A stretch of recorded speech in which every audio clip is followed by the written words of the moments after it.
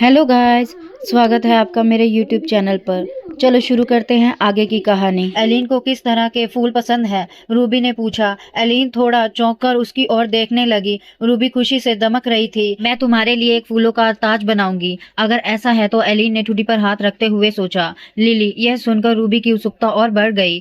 ठीक है, मैं इसे बहुत सुंदर बनाऊंगी। एलिन हल्का सा शर्माई और बोली, धन्यवाद भाभी। जब रूबी फूलों का ताज बनाने में व्यस्त थी, एलिन ने एक और बात छेड़ी। वैसे तुम्हारे नाम पर ढेर सारे आमंत्रण आ रहे हैं, है ना?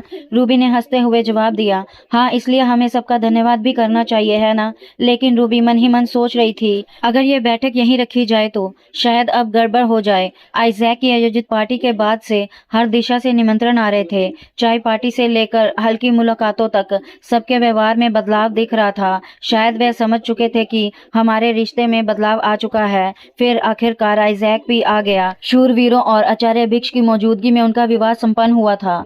कैथेड्रल की पवित्र घंटियां बजी थी, पर आचार्य भिक्ष के चेहरे पर खुशी नहीं थी। यह बात रूबी ने नोट की। उनके चेहरे पर हमेशा चिंता रहती थी, लेकिन वह क्षण फिर भी रूबी के लिए बेहद गर्मजोशी और यादगार था। अपनी यादों में खोई रूबी को वो पल याद आया जब आइजैक ने कहा था कि उसे इसकी परवाह नहीं करनी चाहिए। अब उसे रोमानिया वापस जाने की कोई जरूरत नहीं थी और रूबी सचमुच खुश थी।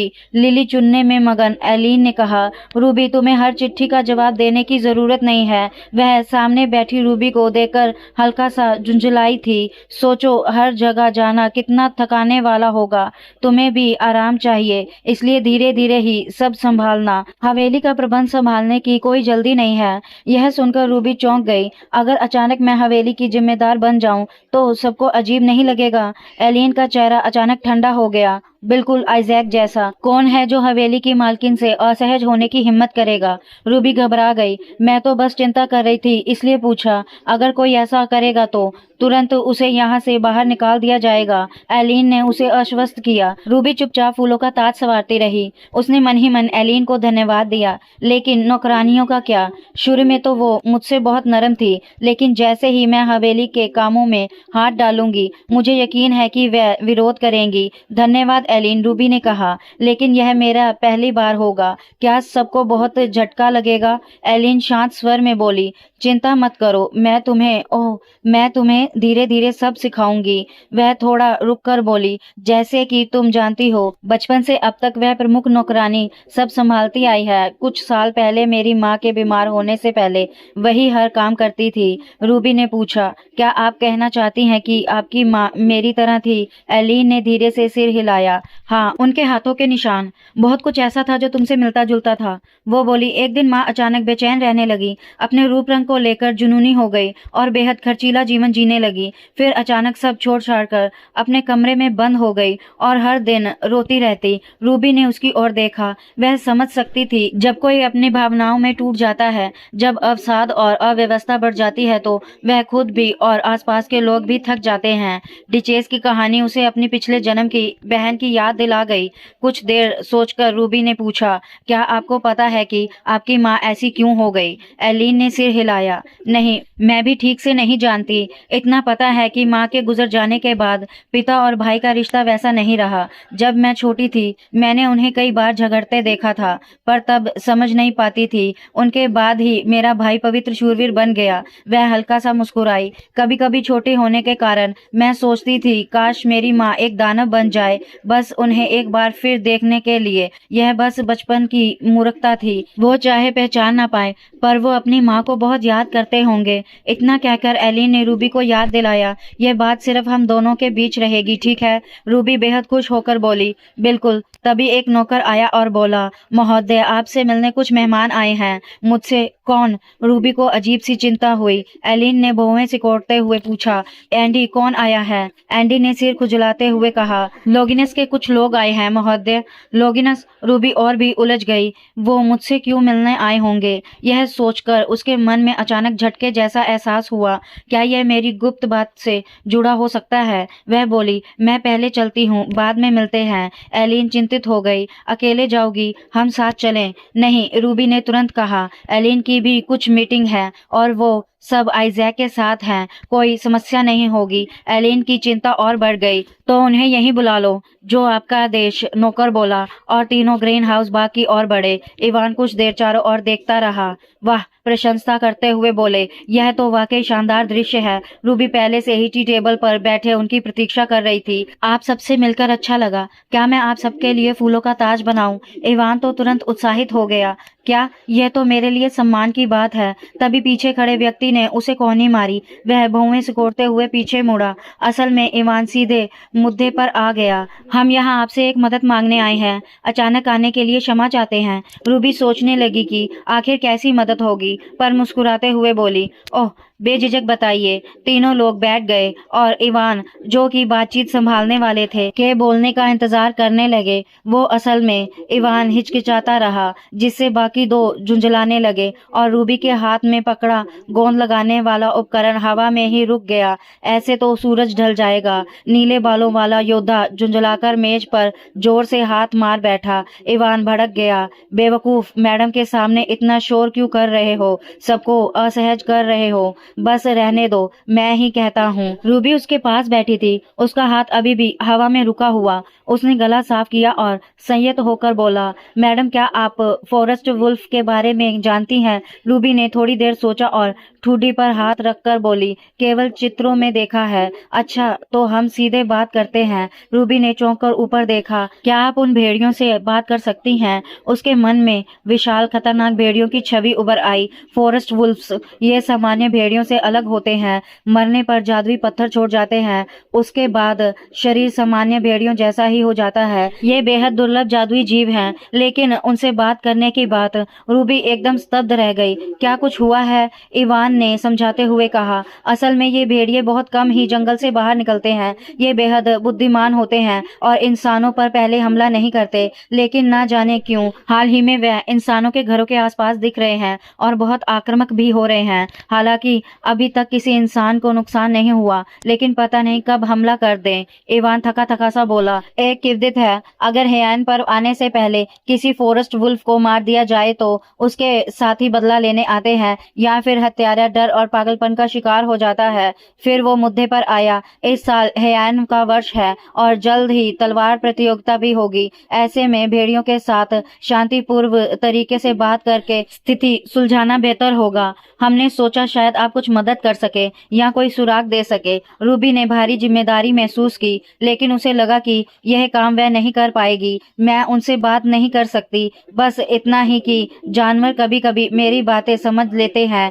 फिर उसे आइजैक की चेतावनी याद आई, कुछ समय तक जादुई जीवों से संपर्क कम रखो। वह दिन उसे साफ याद था। आइजैक ने कहा था, उन्हें तुमसे क्या चाहिए मैं समझ नहीं पा रहा। फिलहाल दूरी ही ठीक है। रूबी हल्के से मुस्कुराई। मुझे भी नहीं लगता कि मैं भेड़ियों की बात समझ पाऊंगी। इवान ने भी हल्की सी संकोची हंसी के साथ कहा, हमने भी यही सोचा था। तो व्यवसाय कैसा चल रहा है रूबी? खैर, काफी समय हो गया था बात किए हुए, इसलिए सोचा इस बार थोड़ा भरोसे के साथ बात कर सके, इवान ने कहा। रूबी ने तुरंत इससे जुड़ा सवाल पूछा, ओह, क्या मेरे पति आइजैक ने भी मेरी बातें सुनी थी? आइजैक ने सिर खुजाया, जैसे समझ नहीं पा रहा हो कि क्या कहे उस बारे में। रूबी ने हल्के से जवाब दिया, नहीं, उन्होंने नहीं सुना। लेकिन ईमान हड़बड़ाकर बोल पड़ा, अगर वो सुन लेते तो हमें तो अब तक मिटा ही देते। यह सुनकर रूबी को लगा, अब तो नहीं लगता कि ये ठीक रहने वाले। अरे बेवकूफ, क्या बोल रहा है? उसके साथी ने उसे डांटा। रूबी ने बस कंधे उचका दिए। इवान बोला, झूठ तो नहीं बोल रहा हूँ। उसने जल्दी से कप मेज पर रख दिया और कहा, अगर आप नहीं चाहती तो साफ बता दीजिए, कोई जबरदस्ती नहीं है। हमने ज्यादा उम्मीद भी नहीं की थी। वह खड़ा हुआ और लगभग हताश होकर बोला, अगर आप मना कर दें तो हम कर भी क्या सकते हैं? रूबी ने नीचे रखा चाय का कप देखा और सच कहूँ, वह कप तो जैसे गर्म होकर आइजैक के चेहरे से रगड़ खा रहा हो। रूबी को यह सोचकर खांसी आ गई और उसने माफी मांग ली। बेकार का लड़का है ये, दूसरा योद्धा बोला। मैडम, मैं इसकी तरफ से माफी चाहता हूँ, और ये भी। लेकिन रूबी ने बीच में ही ही कहा, मैं कोशिश करूंगी। इवान और केविन दोनों चौंक कर उसे देखने लगे। आप? रूबी ने धीरे से मुस्कुराकर कहा, हाँ मैं कोशिश करूंगी। मन ही मन उसने आइजैक से माफी भी मांगी। जो भी कारण हो, मुझे लगता है ये अच्छा काम होगा और शायद उनके काम भी आ सके। उसे बगीचे की वह तस्वीर याद आई जब आइजैक ने कहा था, अच्छी लड़की हो रूबी, और उसे गुस्सा आया कि वो यह बात उनसे छिपा रही थी। यदि जादुई जीवों के बारे में जानकारी फैली तो शायद नए लोग भी उससे जुड़ेंगे। इवान ने उसके विचार रोकते हुए कहा, ये लीजिए, थोड़ी चॉकलेट खाइए। उसने कैंडी से भरा थैला उसके सामने रख दिया। रूबी ठिठक गई, क्या आपको लगता है मैं बच्ची हूँ? बर्फीले जंगल में मोटी बर्फ जमी थी जिससे रास्ता फिसलन भरा हो चुका था। रूबी ने मोटी कोट पहनी थी और बाहर देखते हुए हल्का सा सिहर उठी। इवान उसके पास चलते हुए बोला, मैडम रास्ता उधर है, क्योंकि भेड़िया कहीं भी छलांग लगा सकते हैं, इसलिए हमने ये रास्ता बंद कर दिया है। रूबी को आसपास से डरावनी गुर्राहटें सुनाई दे रही थी। उसका दिल थोड़ा घबरा गया, लेकिन वह बोली, मैं थोड़ा और करीब जाकर देखना चाहती हूँ। तीनों घोड़ों से उतरे और सावधानी से आगे बढ़े। दोनों योद्धा उसे ढाल की तरह घेरे हुए थे। तभी झाड़ियों से एक जादुई भेड़िया बाहर निकला, भयंकर गुर्राहट के साथ। उसके दांत नुकीले, बाल खड़े, जैसे किसी भी पल हमला कर दे। लीडर यही है। उसके दांत नुकीले, बाल खड़े, जैसे किसी भी पल हमला कर दे। लीडर यही है, इवान ने कहा। मैडम मेरे पीछे रहिए। वह उसे रोकना चाहता था, लेकिन रूबी ने धीरे से कहा, ठीक है, ये मुझे कुछ नहीं करेगा मैडम। लेकिन वह पहले ही आगे बढ़ चुकी थी। भेड़िया पहले थोड़ा झटका, फिर धीरे सुर में गुर्राया। रूबी ने अपने कोट से पंखों वाली छोटी छड़ी निकाली और धीरे से बोली। पहले शब्द बहुत हल्के थे, जैसे हवा में घुलते हों, और भेड़िया की आंखों में नमी आ गई। रूबी उसके सामने बैठ गई। भेड़िया भी धीरे धीरे शांत होने लगा। लग रहा था कि वो कुछ कहना चाहता है। आवाज बहुत हल्की लेकिन दुख से भरी। मैडम अब सही समय है। नीले बालों वाला योद्धा आगे बढ़ा, लेकिन रूबी ने उसका लबादा पकड़कर रोक लिया। एक मिनट रुको। फिर उसने जमीन की ओर इशारा किया। ये देखो। तीनों ने नीचे देखा। वहां एक कटी हुई टांग पड़ी थी, फॉरेस्ट वुल्फ की टांग, अजीब अप्राकृतिक तरीके से मुड़ी हुई। ये क्या? पहचानी नहीं जा रही। क्या ये टूटी है? इवान के भाई ने भौवें चढ़ाई। हमने किसी भेड़िए को लंगड़ाते हुए देखा क्यों नहीं?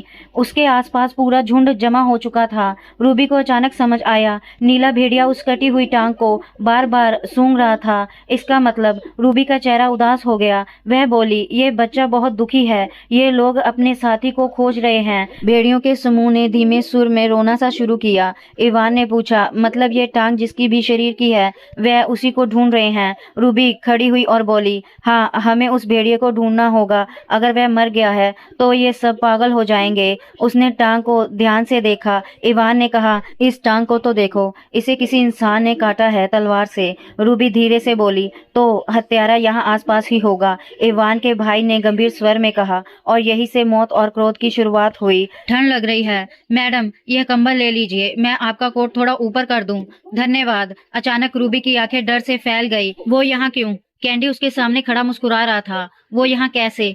कैंडी भी घबरा गया। तुम यहाँ क्या कर रही हो? और उसके ठीक पीछे आइजैक खड़ा था, जलते हुए गुस्से के साथ। अगले ही पल जोरदार मुक्का, कैंडी जमीन पर लुढ़क गया। रूबी हाफ उठी और चीख पड़ी। आइजैक उफनते क्रोध में गरजा। कैंडी कराते हुए उठने ही वाला था कि आइजैक ने उसे गला पकड़कर खींच लिया। अगर तुम्हें अपनी नौकरी प्यारी है तो। कैंडी हकलाया। रुको, सुनो तो, मेरी बात तो सुनो आइजैक। रूबी आगे बढ़ी और चिल्लाई, आइजैक, जिससे वो रुक गया। मैं समझती हूँ, पहले शांत हो जाइए। आइजैक ने गहरी सांस ली और खुद को संभाला, लेकिन उसके चेहरे पर अभी भी भयावह क्रोध था, जिससे रूबी डर गई। इतना डरावना? अब तो शांत हो गए ना? आइजैक ने कैमू को झटककर दूर फेंका और रूबी की ओर बढ़ा। एक कदम, दो कदम, तीन कदम उसके सामने आकर रुके तो रूबी बेचैन हो गई। उसने पलकें झपकाई। उसकी उंगलियां स्कर्ट के किनारों को मोड़ रही थी। आइजैक ने धीरे से उसके गाल से मिट्टी साफ की। तुम भी कमाल हो, समझी? तुम्हारा शरीर पहले ही कमजोर है, फिर इन लोगों के साथ क्यों भागा दौड़ी कर रही हो? वो मैं तो बस फॉरेस्ट वुल्फ को देखना चाहती थी। रूबी ने धीमे से बहाना बनाया। आइजैक ने माथा पकड़ लिया। हाँ, बहुत शानदार वजह है। उसने देखा कि रूबी बारिश में बिना हुड्डी के खड़ी थी, तो उसने उसका सिर ढक दिया। अगर फिर से बारिश हुई, तुम बेहोश हो गई तो? वो उसकी हर छोटी बात का ध्यान ऐसे रख रहा था जैसे वो कोई छोटी बच्ची हो। रूबी को गुदगुदी सी महसूस हुई। नहीं होगी, चलिए पहले अंदर चलते हैं, फिर बात करते हैं। और वह एक इमारत के अंदर चले गए। तो तुमने अंधविश्वास के चक्कर में खुद ही सब कुछ करने की ठान ली थी। आइजैक की आंखें सिकुड़ गई जब वह बंधे हुए लोगों से पूछताछ कर रहा था। और मेरी मासूम पत्नी को उन सस्ती चॉकलेट से लुभाया। एंडी और रूबी जो चॉकलेट खा रहे थे अपराधी से लगने लगे। इवान ने तो नक्कर कहा, क्या तुम उन्हें पकड़कर सबको मारने वाले हो? आइजैक शांत स्वर में बोला, हाँ। इवान चिल्लाया, तुम सम्राट के भतीजे हो तो क्या अंधविश्वास के लिए हमें सजा दोगे? तुम्हारी पत्नी ने खुद कहा था कि वह हमारे साथ भेड़िए को देखने आएगी, उसकी राय क्यों नहीं मानते? यह सुनकर रूबी झेप गई और उछलकर खड़ी हुई, जिससे पास बैठे एंडी डर गया। रुकिए, सब लोग शांत हो जाइए। रूबी ने माहौल शांत करने की कोशिश की। आइजैक, कृपया गुस्सा मत कीजिए। आइजैक गर्ज उठा, रूबी तुम भी चुप रहो। वो तुरंत चुप हो गई। उसका दिल धड़क रहा था। मैंने साफ कहा था कोई लापरवाही मत करना। फिर भी आइजैक उसकी ओर देखते हुए और चिंतित हो गया। क्या होता अगर वह भेड़िया तुम पर हमला कर देते? तुम्हारा क्या बनता? इन लड़कों को कोई असली अनुभव है फॉरेस्ट वुल्फ से लड़ने का? कैमू भड़क गया, साले हमें कम मत समझो। आइजैक ने उसे घूरा। चुप। रूबी ने स्कर्ट पकड़ी और बोली, मुझे माफ कर दीजिए कि मैंने आपको मुश्किल में डाला। आइजैक हक्का बक्का रह गया। क्या? वह फिर गुस्से होने वाला था। तुम्हें ऐसी बेकार बातें किसने? नहीं, मेरा वो मतलब नहीं था। रूबी ने डरते हुए कहा, इस बार गलती मेरी ही थी। सबने मुझे ढूंढने में इतनी मेहनत की, आप भी खतरे में पड़ गए क्योंकि फॉरेस्ट वुल्फ मेरे कारण जाग गए। और सबसे बढ़कर मैं आप सब पर और बोझ नहीं बनना चाहती। आइजैक का गुस्सा ठहर गया। वो उसकी बात सुनकर थम सा गया। मेरे पास पवित्र योद्धा जैसी शक्ति तो है, लेकिन उतनी अच्छी तलवारबाजी नहीं, इसलिए अगर थोड़ा भी हो सके तो मैं सबकी मदद करना चाहती हूँ। कमरे में अचानक अजीब सी शांति छा गई, जिसने रूबी को परेशान कर दिया। सब चुप क्यों हो गए? ठीक है, आइजैक मुस्कुराया और उसके सिर पर हाथ फेरा। तुम्हें इन बातों की चिंता करने की जरूरत नहीं है। तुम कभी भी बोझ नहीं रही हो। रूबी ने उसकी ओर देखा और उसने भी नरम मुस्कान लौटाई। फिर वो पलटकर तीनों पुरुषों की ओर देखते ही एकदम सख्त हो गया। तो असली वजह क्या थी? एंडी रूबी की बातों से अभी भी आंसू पोंछ रहा था। एक तरफ भारी जंजीरों से बंधा हुआ, मुंह पर थूथन चढ़ाए एक फॉरेस्ट वुल्फ हाफ रहा था। तीनों आदमी सहमे हुए थे। हम सच में इसका इलाज ही करना चाहते थे, उन्होंने घबराते हुए कहा। इवान तड़प उठा, इलाज? अभी तो तुम कह रहे थे कि इसे पकड़ने आए थे। आदमी को अपनी गलती महसूस हुई और वह जल्दी से बोला, वो हम इसे अचानक मिले थे, ये फंसा हुआ मिला था। इवान गुस्से में उसके बाल पकड़कर गरजा, क्या? सच सच बताओ, अगर इलाज करना था तो इसे आजाद क्यों नहीं किया? यहाँ तक खींचकर क्यों लाए? फॉरेस्ट वुल्फ को पकड़ा ही क्यों?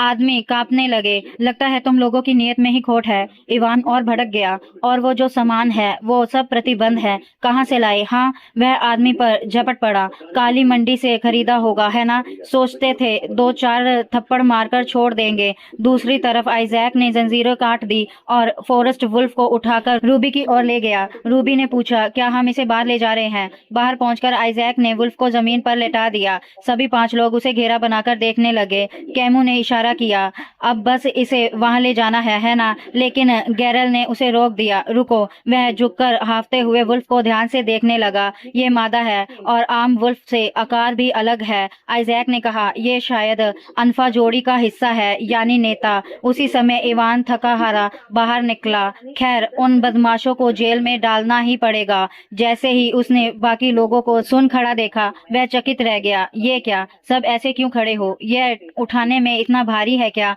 एंडी ने बताया, बात यह है, शायद ये वुल्फ किंग है। क्या? इवान भी दंग रह गया। तो ये अल्फा है? कमबख्त। दूर से भेड़ियों का झुंड आता दिख रहा था। सब कुछ गड़बड़ हो गया। अगर हम इसे ऐसे ही वापस ले जाएंगे तो क्या वो हमें जाने देंगे? उसी समय वुल्फ किंग दर्द से तड़पने लगी। उसकी सांसें भारी हो गई। रूबी घबरा गई। क्या हम इसको ऐसे ही पट्टी कर सकते हैं? आइजैक ने कहा, चिंता मत करो, ये साधारण भेड़िया नहीं, वुल्फ किंग है। थोड़ी सी देखभाल से ठीक हो जाएगा। रूबी अभी भी असमंजस में थी। लेकिन फॉरेस्ट मशरूम क्या है? वही चीज जो आपने उस दिन मेरे चेहरे पर फेंकी थी। रूबी चौंक गई। एंडी ने समझाया, मैडम वो जख्म भरने की दवा का एक महत्वपूर्ण घटक है। रूबी हकलाते हुए बोली, उस समय मैं बस आइजैक को रोकना चाह रही थी। तभी रूबी ने पीछे मुड़कर देखा। दूर से फॉरेस्ट वुल्फ की डरावनी हुआ सुनाई दे रही थी। आइजैक ने भी आवाज सुनी और वुल्फ किंग को उठाते हुए बोला, मैं इसे ले जा रहा हूँ, तुम सब रूबी की रक्षा करो। रूबी को तुरंत डर याद आया। भेड़ियों का पूर्व का भयंकर रूप। चाहे आइजैक कितना ही ताकतवर हो, अगर झुंड ने घेर लिया तो आइजैक, उसने उसके शर्ट पकड़ ली। क्या सब ठीक रहेगा? क्योंकि ये वुल्फ किंग है। झुंड बहुत उग्र हो जाएगा। अगर अचानक हमला कर दिया तो? मैं जानती हूँ आप बहादुर हो, पर अगर? चिंता से उसके शब्द तेज हो रहे थे। आइजैक के दिल में हल्की सी खुशी दौड़ गई। तुम मेरी चिंता कर रही हो। पीछे से इवान हंसा। चिंता मत कीजिए मैडम, इसने इससे भी डरावने जानवरों से लड़ाई की है। असल में तो भेड़ियों को डरना चाहिए, लेकिन रूबी जिद पकड़ चुकी थी। मैं भी साथ चलूंगी। आइजैक ने तुरंत मना किया। नहीं, तुम यही रहो। रूबी चिल्ला उठी। नहीं, मैं नहीं रहना चाहती। मैंने कहा ना, मैं चिंतित हूँ। अगर आपको कुछ हो गया तो। आइजैक एक पल को ठिठक गया। कौन मरेगा? तुम्हें मुझसे ज्यादा खतरा है। वुल्फ की गुर्राहट सुनकर रूबी चुप हो गई और ध्यान से देखा। वह आगे बढ़ी और वुल्फ किंग को सहलाया। सब ठीक है, हम अभी तुम्हें घर ले जा रहे हैं। डरो मत, कुछ नहीं होगा। आइजैक अवाक उसे देखता रह गया। पीछे खड़े और लोग भी स्तब्ध थे, लेकिन आइजैक ने ठंडी आवाज में कहा, फिर भी नहीं। रूबी अविश्वास में रह गई। पर आपने अभी मेरी क्षमता देखी। फिर उसने अपना अंतिम हथियार इस्तेमाल किया। उसकी विनती भरी चमकती आंखें। और मैं तो बस आइजैक के साथ रहना चाहती हूँ। आइजैक हार मान गया। तुम बहुत जिद्दी हो। वह सब जंगल के भीतर और आगे बढ़े। भेड़ियों की गुर्राहट और भयावान हो जा रही थी। रूबी कांप उठी। ये तो नाराज लग रहे हैं। मुझे लगता है मैं घुटनों पर बैठकर माफी मांग लूं,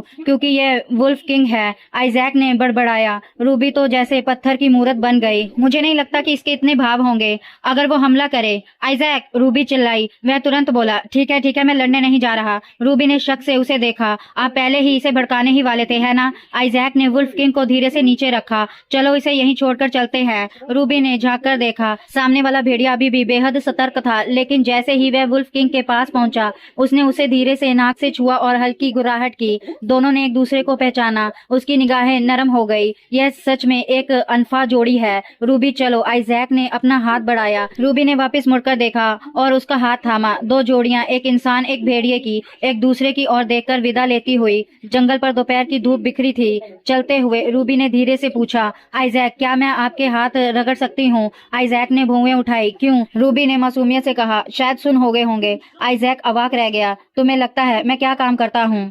चलते हैं वापस।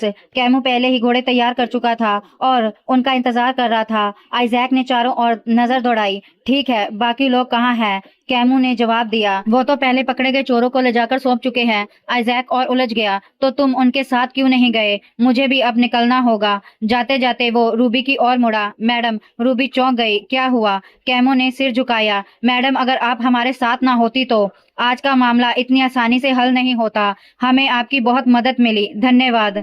उसने झुककर रूबी को धन्यवाद दिया। अगली बार मिलते हैं मैडम। रूबी हल्का चौंकी, लेकिन मुस्कुरा उठी। हाँ, अगली बार मिलते हैं। वह खुशी से चमक उठी। आइजैक ने टिप्पणी की, तुम खुश लग रही हो। बस क्योंकि मैं थोड़ी सी मदद कर पाई। रूबी बोली, अगर मैं ना होती तो सब कुछ कितना डरावना हो जाता। वे भेड़िया पागल हो जाते। रूबी ने धूप के नीचे मुस्कुराते हुए कहा, तो अगली बार भी मैं सबकी मदद करूंगी। आइजैक ने मना नहीं किया। वो उसे देखता रहा, प्रेम से भरा हुआ। कुछ देर बाद उसने सहजता से पूछा, अगली बार? कौन सी अगली बार? रूबी जम गई। क्या मतलब अगली बार? मतलब अगली बार? वह घबरा गई। हो सकता है फिर से किसी चीज में मदद करनी पड़े। आइजैक को तुरंत अपनी गलती का एहसास हुआ। मेरा मतलब है, तुम अपने छोटे दोस्त भेड़िए को देखना चाहती हो, इसलिए ऐसा कहा है ना? रूबी को अपराध बोध हुआ। वो बात नहीं है। आइजैक ने उसका हाथ कसकर पकड़ लिया। कारण चाहे जो भी हो, मैं नहीं चाहता कि तुम मेरे पास से दूर जाओ। तुम्हें चॉकलेट इतनी पसंद है कि कोई भी बुलाएगा तो उसके पीछे चली जाओगी, है ना?